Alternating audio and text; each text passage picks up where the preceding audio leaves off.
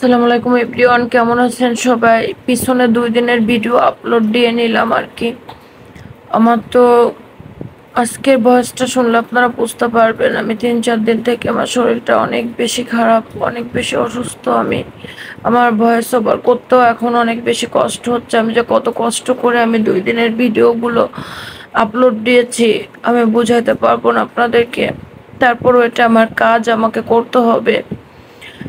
যাই হোক, এই কয়দিন ধরে নেট অফ ছিল সবকিছু মেলায়, তবে আমার খুব বেশি প্রবলেম হয় নাই। আমার নেট অফ থাকার পরেও যেহেতু বাইরের কান্ট্রিতে তো সবকিছু সচল ছিল, আর বিশেষ করে আমার ভিডিও বেশি দেখে ইন্ডিয়া প্লাস সৌদি, এই 2টা জায়গা থেকে ভিডিও বেশি বাইরের কান্ট্রিতেই হয়।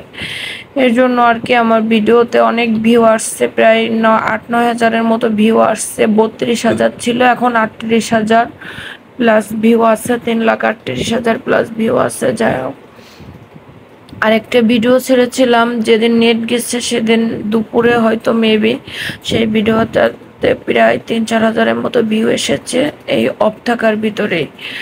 যাই হোক, আমার কথা বলতে অনেক বেশি কষ্ট হইতেছে, তারপরও আমি ভাবলাম যে বড় ভিডিওটাতে ভয়েস দিয়ে প্রায় 1টা বেজে যাচ্ছে। যাই হোক, নেটের অবস্থাও অনেক খারাপ। নেট আসলে কি হবে, প্রচুর খারাপ অবস্থা। আমরা তো নেট পেয়েছি সকাল থেকেই, মোটামুটি পেয়েছিলাম। তারপর রাতের বেলা থেকে হচ্ছে বাসাবাড়ির নেটটা দিয়েছে আর কি। আর দিনের বেলা নেটটা পেয়েছিলাম আমরা, কারণ আমাদের বিল্ডিং এই ব্যাংক আছে, তো ব্যাংক এরিয়াগুলোই করা হয়েছিল এর জন্য আর কি। যাই হোক, আজকে একটু পাতলা ঝোল, মানে অনেক বেশি পাতলা ঝোল হয়ে গিয়েছে। শরীর ভালো না থাকলে যা হয় আর কি।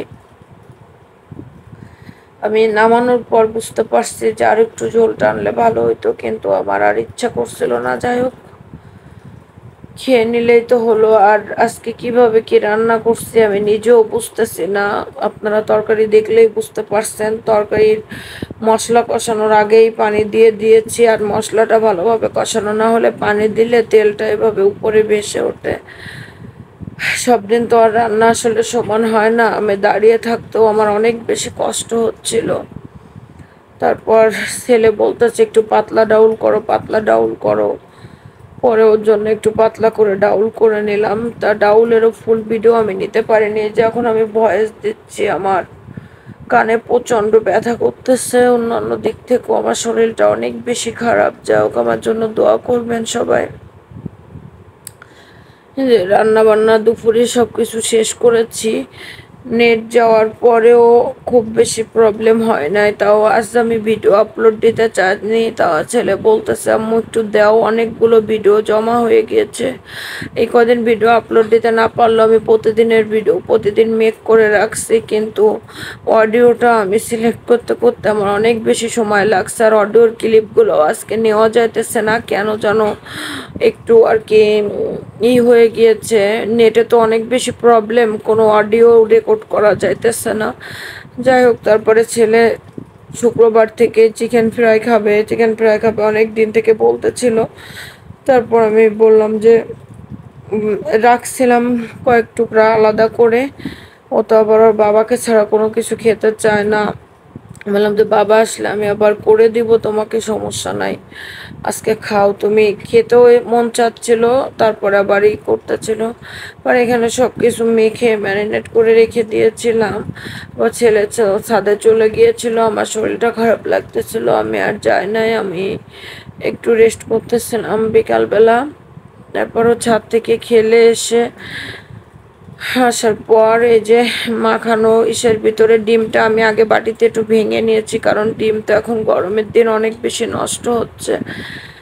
ডিমটা ভেঙে এখানে একটা ডিম আর কিছু কর্নফ্লাওয়ার থাকলে ভালো হইতো, আমার যেহেতু কর্নফ্লাওয়ার নয় আমি এখানে একটু ময়দা আর একটু চাউলের গুঁড়া 2টা মিক্সড করে দিয়েছি। কর্নফ্লাওয়ারটা শেষ হয়ে গিয়েছে।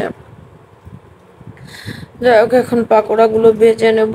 এইভাবে চিকেন পাকোড়াটা ছেলে অনেক বেশি পছন্দ করে, তবে অনেক বুঝিয়ে তাকে খাইয়েছি। বললাম যে বাবা আসলে আমি আবার করে দেব, যে কোনো একটা কিছু ভালো কিছু রান্না করলেই বাবা বাবা করে আর বাবার জন্য তুলে রাখে। যাই হোক, মা হিসেবে আমি ব্যর্থ। আমি ওর পেছনে এতটা পরিশ্রম করার পরেও আমি কথা বলতে পারছি না, আমার এত বেশি কষ্ট হচ্ছে। তারপরও বাইরে পড়াশোনা বন্ধ, তাও আমি ওকে পড়াশোনা, ওর কোনো কিছুতে কোনো ত্রুটি আমি রাখি না। আজকেও 6টা সাবজেক্ট পড়িয়েছি। আমার মতো করে আমি চেষ্টা করতেছি। পরীক্ষায় ফার্স্ট হওয়ার প্রয়োজন নাই, পরীক্ষা দেওয়ার প্রয়োজন নাই, পরীক্ষা পড়াশোনা স্কুলে প্রয়োজন নাই। জ্ঞানটা বড় কথা, ভিতরে কিছু থাকাটাই সবচেয়ে বড় বিষয়।